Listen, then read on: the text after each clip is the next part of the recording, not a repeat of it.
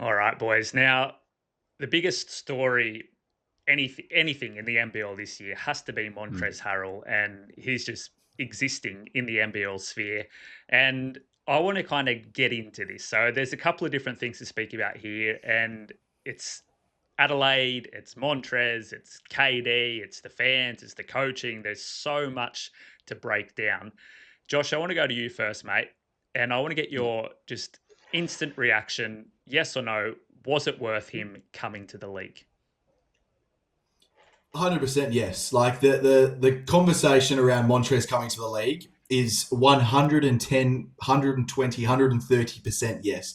The eyes that he's brought to the league from an international standpoint can't be replaced with anyone else in the NBL. You know, Bryce Cotton has been as good as he has, but he hasn't drawn the NBA eyes like Montrez Harrell has done because Montrez is a huge name in the NBA, former six man of the year, former, guy who's been on some massive teams, whether it's the LA Lakers or the LA Clippers, top teams in the NBA.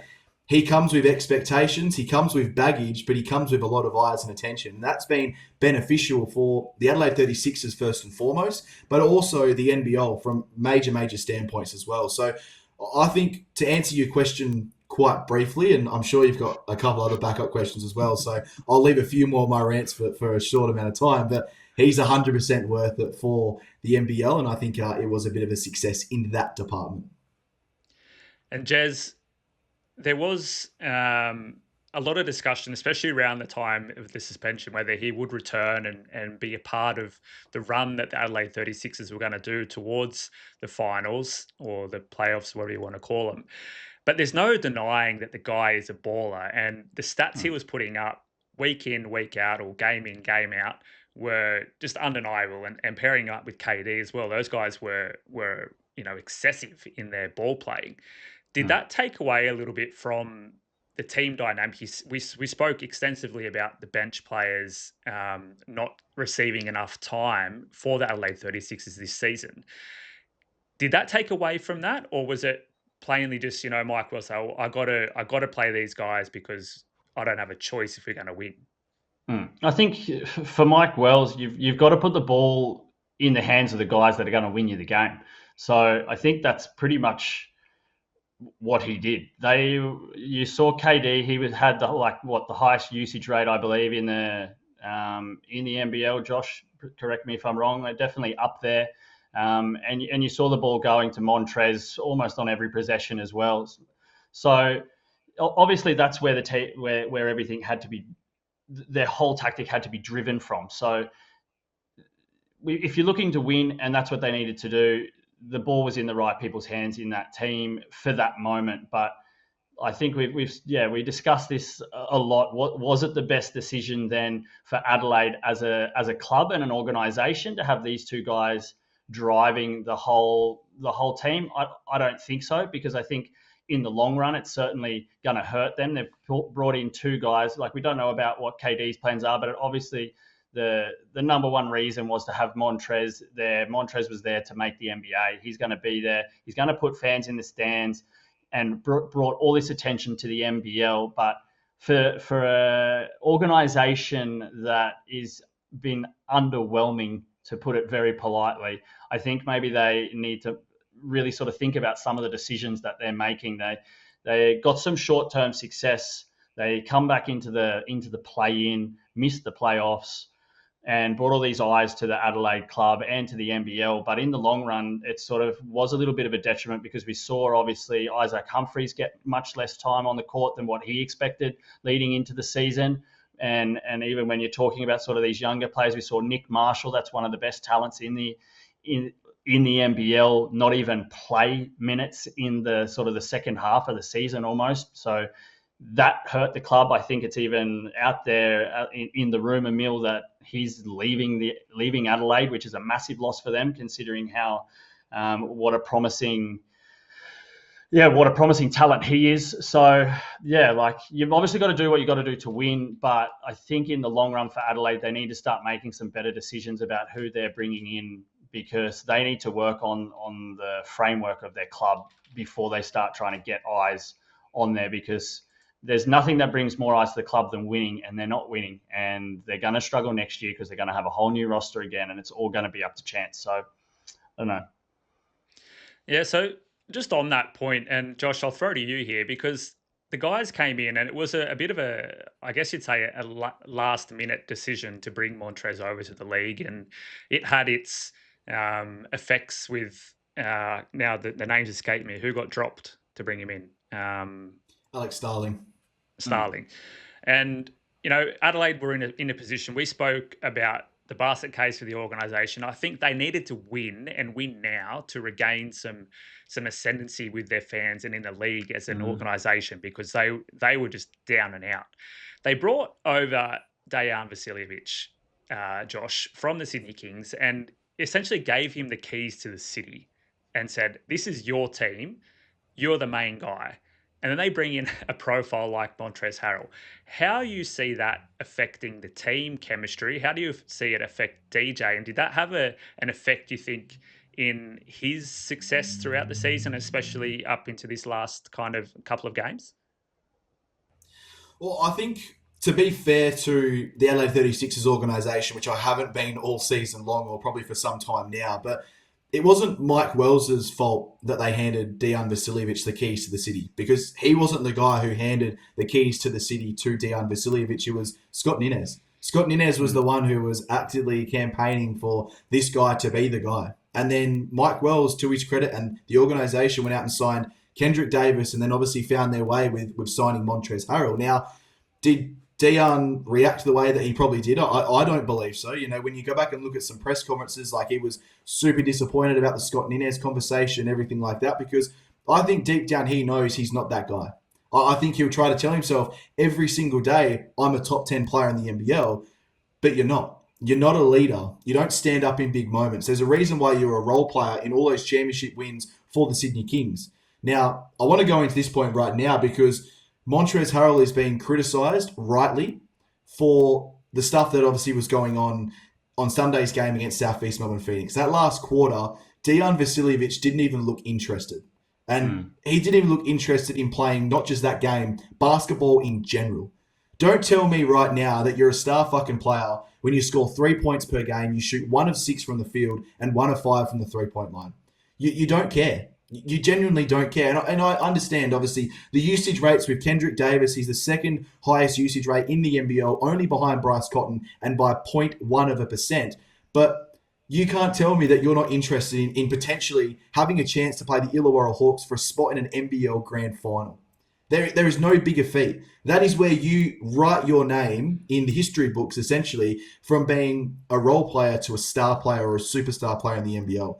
And the comments that Montrez made, and Kelsey Brown reported it on the court, I know people are like, where are these comments? If you go back and look at it, basically, Montrezl Harrell was calling for Dejan Vasiljevic to be pulled off the court. He's not interested. He doesn't care. Get him off. He's wasting time. He's killing us right now. All those sort of comments. Now, Montrez has been criticised for that, and I think rightly so. And I know he's doing a bit of reflecting on social media. If you've seen a couple of those posts on there, you can tell he's generally feeling bad, but playing a slight victim. You still said those comments, own up to those comments and move on with Dejan Vasiljevic. But you can't tell me that you're a superstar player putting up 3 points per game as the captain of the team, right? This team, he ain't just a star player. He's the star player and the captain of this team. Lead by example. Show us what you've got, and then you go from there. I was disappointed in Dejan Vasiljevic. He's got a lot of potential, but he uses this a lot more than he uses his heart. And that's as simple as it is. He runs his mouth way too much for my liking. And until you show me that you are more than just a scorer, because that is all he is right now, I will not respect you in terms of when we're talking about superstar players in the NBL. I don't think the comments from Harrell were out of line. Like, I've been in that spot from a young age and through my amateur, football career in Sweden. Like, it's the passion you have for winning a game, especially when your whole season's on the line and you see a guy out on the court, the field, the pitch, wherever you are, that you don't feel is contributing and you can't get him going and is there, actively making you worse. I think he's got all the right to say to the coach, get a rocket up, because maybe it's those words that wake DJ up that say, oh, is someone talking about me like that? Oh, maybe I have to double down and do something here, because obviously I'm not living up to my expectation in his eyes. And I think that's the kind of stuff that maybe players in the NPL have been missing for a lot of time, because they're all so chummy with each other, and there's no, you don't have that dog in you. You don't have that fight and that aggressiveness to win, like Montrez does and has brought over to this organization and to the league. I think he was well within his rights to say that. Jez, what do you think? Yeah, absolutely. You got to do something, and it is especially when like if you're in quicksand in a situation like that where just everything's going wrong, you have a 20-point lead, it's all falling apart, and then you see a guy that's not really putting in effort, like it, you've got to do something because nothing's working, and you have to absolutely just fire in and do whatever you think in that time needs to be done or said to get a rocket up someone. But it wasn't like, and it wasn't just him. Like Mike Wells knew as well. It's the 29 minutes and 33 seconds he played was the least amount of time he's played in 13 games. This is DJ, because he wasn't there. And you saw what he did when he came onto the court. Commentators were saying, oh, it's time for DJ to come on. And they put him on, and he just did exactly like what Damon Lowry said on the show a few weeks back. He just sort of got the ball and sort of looked away and just popped up a loose three and was airballing. Like, it was just uninterested. You need to call those players out. You need to have the right players on the court at the right time that want to win you the game, and he wasn't doing it. So, I don't know. Fair enough. I'll back Montrez in this situation 100%. Now, let me just be clear right now, though. I wasn't necessarily saying that I didn't agree with the comments. I just think there's still a time and a place for certain comments, because I guarantee you Kelsey would have been PGing those comments down a little bit. There would have been a lot of swearing involved. We know what Montrezl Harrell is. He's an energetic guy, but I still think there's a time and a place for that sort of stuff, and you've got to still trust the coaching staff to a certain degree. In the locker room afterwards, or call a timeout.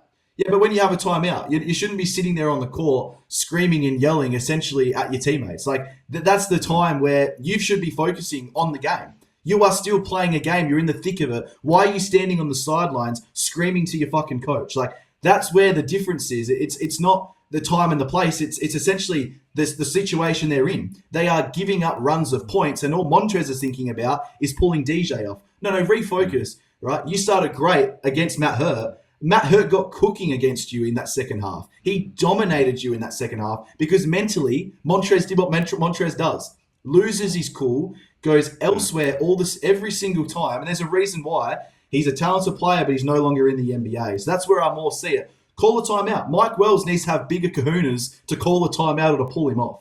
That's as simple as it is as well. Like, I think there's a massive reflection more not on Montrezl Harrell, but on Mike Wells in this certain situation as well. So, I don't know. I feel bad for Montrez to a certain degree, because I think he's in between a rock and a hard place. He should be playing basketball. That should be his sole focus. But he's in between a rock and a hard place because he's trying to coach this team, because Mike Wells is probably not capable of it. And also, the other question of it all, who do you bring on for Dejan Vasiljevic? Do you bring on a Keanu Rasmussen, who's going to give you nothing? Do you bring on a Jarrell Martin, who's a completely different player to the team? Jason Kadee had a game and a half, played 26 minutes, and Sunday Detch played well. But Lat Mayen also underperformed as well. You know, it's such a tough spot, because if they had depth, all these issues go away. Dejan Vasiljevic wouldn't have seen 29 minutes. He probably would have seen 19 minutes, to be fair. So, I don't know. I don't know if that clears me up on my perspective on that. I think Montrez is in between a rock and a hard place. I think there's some better times to do it, but at the end of the day, I know it's a basketball game with a lot of meaning, and I guess a lot of feeling in that game as well, being a do-or-die game, and I can also understand both sides of the story as well. Jez, is he a chance to return to the NBL and to the Sydney Kings under Brian Goorjian next year? I don't know. It's probably just as good of a chance that.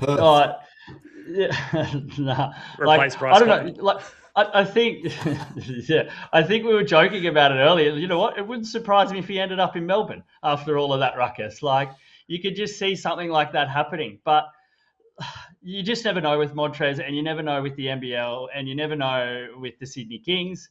And I think whoever throws the most money at him, Montrez is going to go there. If it's here, if it's Japan, if it's wherever, I think Trez is going to go there. This whole sort of experiment for him, I think, like we're focusing sort of what it's done to the league, what it's done to the 36ers, but like Montrez's goal when he come here was obviously to make the NBA again, come back from an ACL rupture. He's trying to like make it back to the NBA.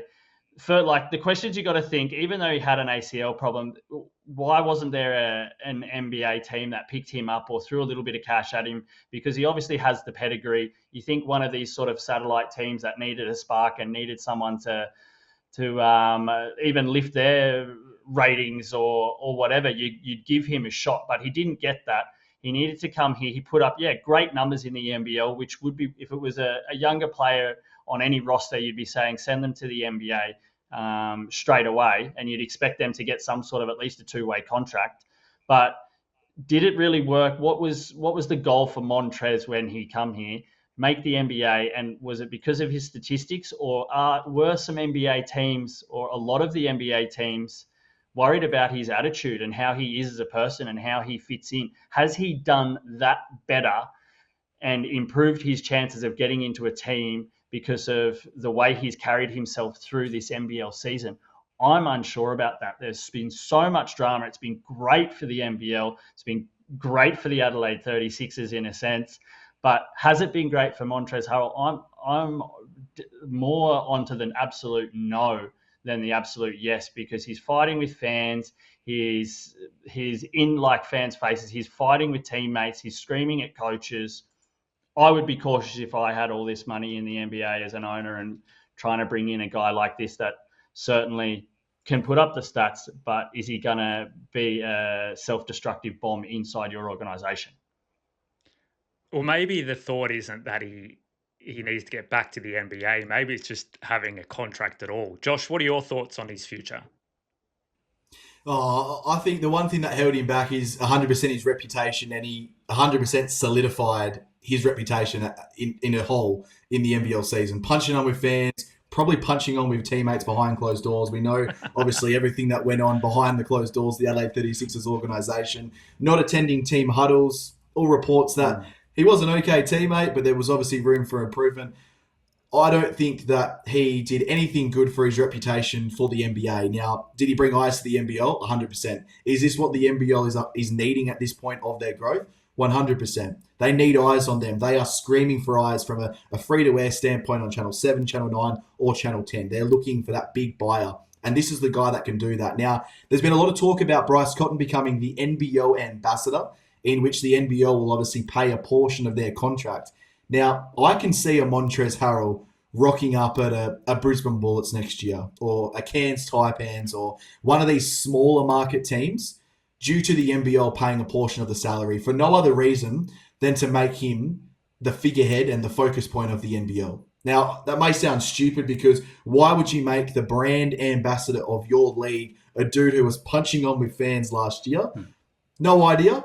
But he brings a shit ton of eyes. Every time we post a meme about Montrezl Harrell, it's 100% the most viewed meme that we've ever posted. So, I don't know. There's one thing there, because Larry Kesselman was very quick to say no to the Bryce Cotton rumours of being the NBL ambassador. That only leaves a handful of players if they are genuinely looking to do this in NBL 26. But he was basically the ambassador anyway. He was everywhere. Like there wasn't a week that he wasn't all across the NBL website or on their Instagram. Any quote he ever did, good, bad, or ugly, it was everywhere. Like, and but that was I'm more coming from the plan. Like, yeah, but I'm more coming from the perspective of everyone knows there's the three big fishes in the NBL. The Perth Wildcats, Melbourne United, and the Sydney Kings. They're the only teams who can afford these big-time players like a Montrezl Harrell. I know Adelaide have squeezed themselves into the cap, but if they don't re-sign or win a championship next couple of years, this team's financial stability and everything like that will be absolutely shot, because they've spent too much money to be finishing fifth place, essentially. So this is where I say, if you want eyes and you want to boost one of these markets, or you want to boost one of these states, a la Queensland, for example, who have had a very poor following in the NBL for many, many years, maybe you just go out and say, all right, let's feed them some money. Here you go. Here's Montrezl Harrell for $500,000 a year on your salary cap. They may be paying him $1.1 million, but you're only seeing $500,000 on your salary cap. That gives you a chance to go out and re-sign a Taron Armstrong, a Sam Wardenberg, bring some other star imports into that organisation, and they may no longer be the feeder team in the NBL or the development team in the NBL. They may be a genuine chance of winning an NBL championship. So a bit of food for thought there, but it's obviously for the right price. I'd love to see Montrez back in the league, but Yeah, I'm not 100% certain. I'm not sure if he'll return to NBL 26. It's all about the business decisions. Now, boys, we're going to take another quick break. We'll come back and I'm going to ask you if the finals is a 3-horse race or if Southeast Melbourne have a shot.